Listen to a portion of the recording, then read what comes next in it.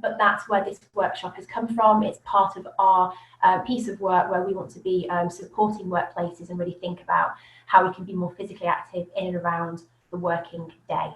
So hopefully just through those few questions there, sort of looking at physical activity, mental health, has just hopefully given some things to think about, and maybe there's some stats there that maybe have surprised you. Again, mentioning about how the release of endorphins, we know that it does improve your mood, sense of well-being, it makes you just feel better. This is a scan from a study looking at brain activity and exercise. This is the 5 ways to well-being. These are an evidence-based set of actions that support positive well-being, and it's all about us finding the right type of activity for ourselves.